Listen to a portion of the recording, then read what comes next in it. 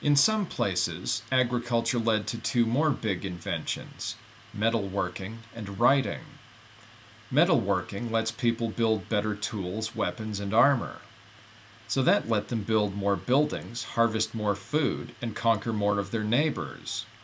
Writing let people keep track of information more reliably and communicate it to each other in ways they couldn't before. Nomadic people could turn soft metal like gold and copper into little things like jewelry and arrowheads. But they couldn't make large tools out of metal because an anvil is really heavy and you can't carry one around easily. Nomadic people could have invented writing, and some did think of ways of making marks in stone or patterns in jewelry to help them remember things. But developing a system of visual marks that a lot of people will interpret the same way, so they can communicate every idea in their language, is so complicated that no nomadic people ever put enough thought into trying to figure out how to turn their entire spoken language into a system of marks. Writing was developed in at least 2, and not more than 4, places on Earth. It was developed in Mesopotamia and Mesoamerica, and possibly Egypt and China. Since Egypt and China were already connected to Mesopotamia by trade routes, there's no way to tell if they developed writing on their own or learned about the Mesopotamians' development of it through their trade routes. The domestication of plants helped a lot of people with the domestication of animals, but some nomadic people domesticated animals without domesticating plants. The Inuit people and others domesticated dogs just by throwing some of their meat to wolves. The friendly wolves who would walk up to people without threatening them were the easiest ones to feed. Then they started following the nomadic people around when they moved. Then they started living in their camps. Then they started having puppies there. Eventually, the Inuit people started hooking the nice wolves up to sleds, and then they had their legendary dog sleds. Around that same time, the Mesopotamians domesticated cattle, goats, sheep, pigs, and the one-humped camels, and people nearby domesticated horses and donkeys. Only 14 species of large animals have ever been domesticated. 13 of them lived in Europe, Asia, or North Africa, and 7 of them lived in or near Mesopotamia. The other 7 were 2-humped camels, water buffaloes, yaks, reindeer, 2 other species of cattle in South and Southeastern Asia, and the llama. All over the world, people have domesticated small animals like cats, dogs, rabbits, hamsters, chickens, turkeys, geese, silkworms, and honeybees. The people who domesticated large animals got a lot more advantages over people who didn't have them. Large animals can be used for a lot of meat, milk, leather, and wool. They can be ridden or used to carry cargo, or used to pull carts, wagons, plows, and chariots. And they turn a lot of grass into fertilizer. All of that helped the people who had large animals conquer people who didn't have large animals and take their land. It let them plow land that was too hard to plow by hand, so they could grow more food. It let them transport food further and faster. All of that let the people who had large animals build cities, because their people could produce more food and live further away from where the food was produced. Well, wherever people live crowded together, plagues start to evolve. The faster a disease eats a person, the more powerful it can get, so the more easily it can infect the people it comes into contact with. But that's limited by the number of people the person comes into contact with. If the plague kills the person before it gets passed on, it will die out. So the more people each person comes into contact with, the more powerful the diseases get there. Also, large animals transmitted a lot of diseases to humans. Something else the Eurocentric version of history doesn't talk about much is how much the Europeans' colonization of the world was facilitated by the spread of their diseases. In some cases that was accidental, but in other cases it was intentional. Way back in the Middle Ages, when the Europeans laid siege to each other's cities, some figured out the trick of spreading diseases through the city by catapulting dead animals into the city. Which means biological warfare, which means weapons of mass destruction. We know for a fact that the Europeans knew how to use biological weapons when they came to the Americas because they already had been using them against each other for centuries. Ward Churchill talks about this in his book, A Little Matter of Genocide.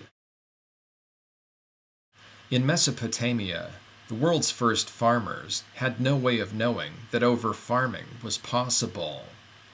So they grew their crops and fed more people and built up their population size until they used up all the nutrients in their soil and lost some of their soil to erosion and salinized their soil with their irrigation, which is why the Fertile Crescent is now a desert. But by the time that happened, Mesopotamian agriculture had spread outward, which included spreading into Europe. The climate around the Mediterranean Sea was pretty close to the climate in Mesopotamia, so Mesopotamian crops grew well there.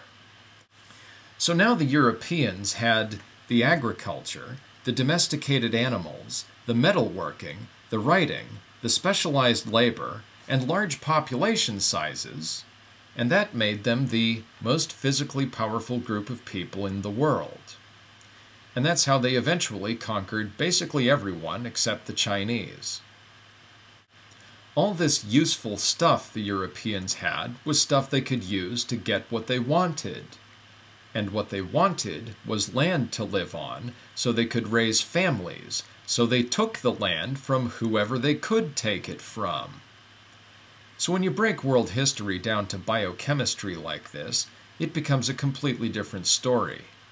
Instead of a bunch of white people running around making big decisions and doing heroic things, it turns into a bunch of living things spreading out wherever they can. So that turns the history of the world into a worldwide outbreak of refrigerator mold. Learning about history is still useful because we are human beings and we do have intelligence.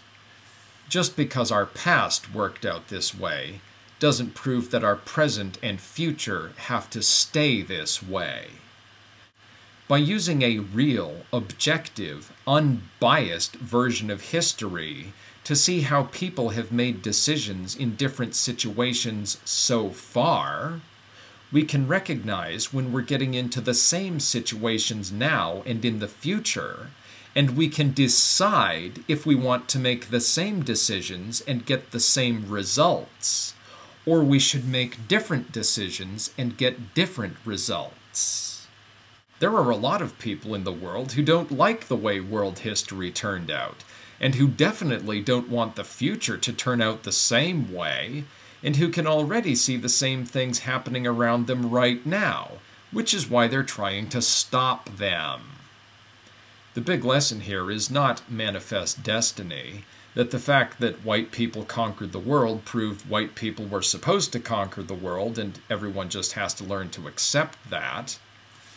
No, this version of history is part of a story that's still being written by each one of us every single day. This version of history says the world wasn't conquered by white people, it was conquered by the people who were the most successful at directing their energy toward the achievement of their objectives. The people who did that have been mostly white so far, but that doesn't prove anything about the future. The Eurocentric version of history that mythologizes the white people's conquest of the world is leading a lot of people in America into a trap. Looking like the people who have won so far isn't good enough. A lot of people who write about evolutionary psychology love to give examples of why you can only judge cultural superiority or inferiority compared to the living conditions the people are in. People like General Custer, for instance, have said things like, "Look at us. We have conquered the world, so we must be superior to everyone else. And look at those stupid savages living out there in the wild. If they can live out there, it must not be that hard. So we will go out there and we will fight the savages and we will defeat them. And you know what happened to General Custer? He died. Was it really the Native Americans who won the Battle of the Little Bighorn? Or was it the people who were most successful at directing their energy toward the achievement of their objectives?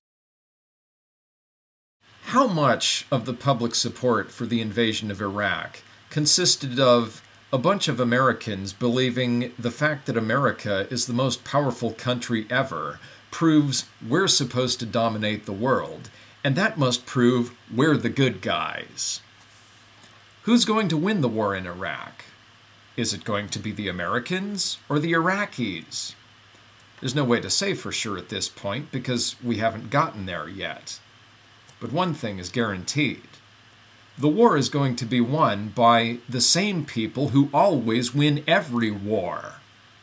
The people who are the most successful at directing their energy toward the achievement of their objectives.